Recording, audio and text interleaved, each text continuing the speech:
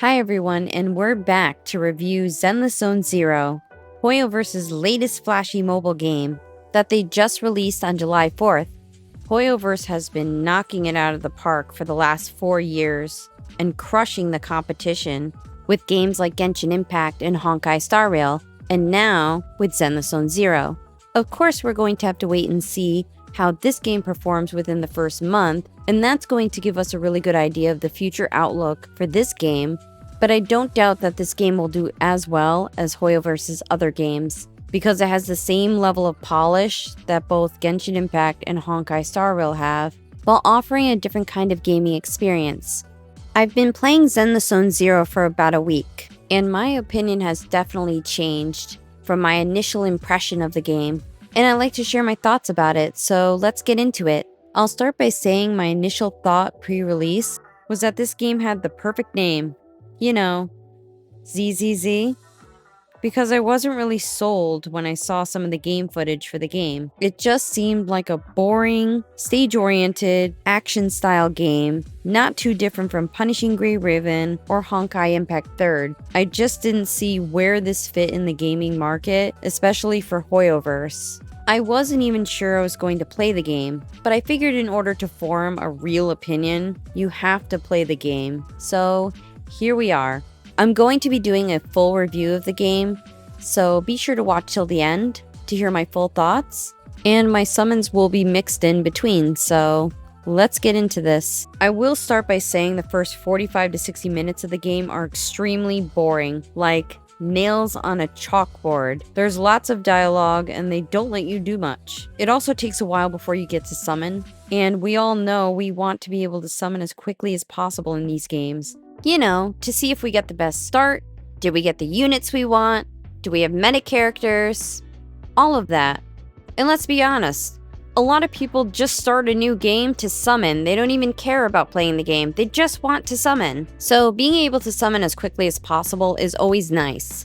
In this game, you should be able to summon within 30 minutes if you know what you're doing. I definitely found it to be a lot longer if you've never played the game and didn't watch any footage of the game. The beginning of the game does take a long time because there's a lot of story and dialogue. The good part is you can skip dialogue in this game. Hoyoverse has finally learned that not everyone wants to sit through mediocre story and extensive dialogue. It's also great that if you do enjoy the story, it is fully voice-overed, so you don't have to read the text. I also like that the story is presented in a comic book style because it gives a unique feel compared to Hoyoverse's other games. Zenless Zone Zero has amazing graphics and is a polished game, just like all of Hoyoverse's other popular games. The character designs are interesting, and there is definitely something for everyone. I personally love non-human character models, so I'm personally loving the character designs quite a bit. There's a number of characters that I really love in this game, and it's nice to see unique character models instead of the same old thing repeatedly. Each character does have a different combat style, but I do feel some of it feels almost identical to the attack patterns for characters in games like Punishing Gray Raven or Tower of Fantasy. I don't think there is much originality with respect to attack patterns for the characters that we haven't seen in other games, whether it's a mobile game or a console game. I do enjoy my girl Rena's attack patterns. Her floating around is everything. It's just so fun and entertaining. Since we've already been talking about battling, I think it's a great time to talk about the combat. The combat system in Zenless Zone Zero is flashy, but straightforward. You have the typical basic attack, special attack, dodge or dash, and ultimate. This is also a swap-heavy combat style, so characters have a special technique when you swap them out when the bar comes up on the screen. Each character also has an assist technique. Again, I don't think this is a very innovative combat style. It's not like it's anything we haven't seen before, but it is still fun and entertaining. It's actually really fun using the swap and assist skills to absolutely destroy the enemy.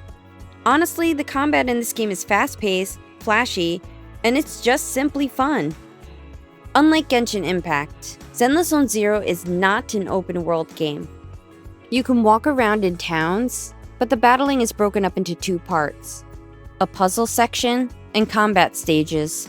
There is minimal exploration in the combat stages. You really just proceed from one area to the next, defeating any enemies in the area, breaking open any boxes, and then you just move on to the next area. It's really basic. The combination of the puzzles with a fast-paced, simplistic battle system makes Zenless Zone Zero a very laid-back kind of game. The gameplay and the combat being basic and simplistic isn't necessarily a bad thing. Sometimes you just want a game that you can be laid back about and just play and have fun, and it not being super sweaty, obnoxiously competitive, or grindy. Leveling up characters in this game is the same as virtually any other mobile game. You have resource grind stages that are locked behind a stamina system. It's another game you'll need to manage your stamina wisely in order to continue to make progress on your account. Zenless Zone Zero also has mini-games where you can get rewards, or you could just play them for fun. Again, these mini-games are just rehashing old arcade games, so there's nothing new and innovative here. But if you have nothing better to do and you just want to mess around with something, you could always just play these games. And it's also a way to get a little extra rewards that you can use for summoning. This game actually has a lot of events going on that give a lot of free summons. There's actually a lot of special events going on right now because of the launch of the game. So this is a really great time to get in and start playing the game, because this is when they give out a lot of free stuff. You can get 20 premium summons from these two events. You can get 20 free summons in your mail for the standard banner. And there's a permanent level up rewards event that will help you get enough summons to summon a free 5-star from the standard banner. There's actually enough to help you work your way towards your second free 5-star. So they're actually being quite generous in this game and giving away quite a few summons. Well, I guess there's no better time than the present to discuss the summon system. The summon system is the same one you've either grown to love or hate in Hoyoverse games. It is their standard 50-50 summon system, where a 5-star is guaranteed within 90 summons, but it isn't guaranteed to be the banner character. If you lose the 50-50 and don't get the rated up character, the next 5-star you get is guaranteed to be the rated up character. So you could get the rated up character within 90 summons, or it could take you up to 180 summons to get the character. Basically, just pray you don't get hit with bad luck. Anyone who's played Hoyoverse games knows how absolutely devastating it is to lose the 50-50, especially since the summon currency is very limited. Zenless Zone Zero has a number of banners: the premium banner, the standard banner, a weapon banner, which are the W engines, and a pet banner, which are the bang boos. So this game actually has a lot going on in terms of summoning. The premium, pet, and standard banner all have their own currency. And of course, you can use your premium currency to get summons for any of those banners.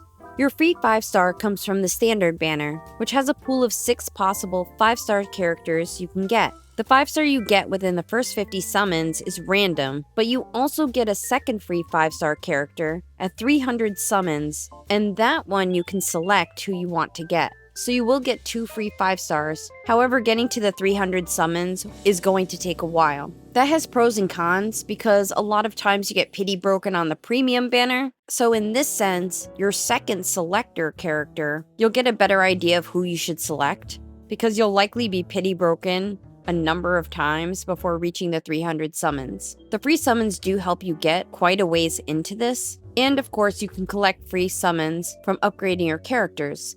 The first free 5-star you could get early as well, but it will be within the first 50 summons. I had to go all the way to 50 summons for my free 5-star character, and I got Rena, which I wasn't exactly happy about at first, because I had another character in mind that I wanted, but I've been using her and having a lot of fun with her, so I'm actually happy with what I got. I also did some summons for Ellen, and guess what happened? I lost the 50-50 to Rena. And I was absolutely devastated because I didn't think I could get enough summons to go another 90 summons if I got unlucky, which I did. I kept pulling every chance that I got. I was begging the game to just give me Ellen, and it finally happened. I got lucky enough to get her at 13 summons after I had gotten the duplicate of Rena. So I think I have a pretty good start for my account, having both Ellen and Rena, and I picked up a bunch of A characters as well. So I think I have a pretty good start for my account, and hopefully as I move forward, I pick up the other characters that I want to get. If you're already playing this game, I hope your summons have gone well, and if you haven't played this game yet, I want to wish you the best of luck with your summons. Hopefully you get the start that you're looking for. Overall, I think this is a great game. For people who like active combat that is fast-paced and not overly or unnecessarily complicated, with a mix of puzzles in between that give the game a more laid-back playstyle, I definitely think this game is worth giving a shot. Any free game is worth giving a chance. You're not spending anything to play it. And if you play it for a day, you got a day's worth of fun out of it. If you play it for a couple of weeks, you had fun for a few weeks. I can openly admit, I played the game for a week, and I've had a lot of fun with it. More than I thought that I would. So I definitely think this game is worth giving a try. Well, that's all I have for you this time. Thank you so much for watching. Don't forget to subscribe, and I'll see you all soon. Bye.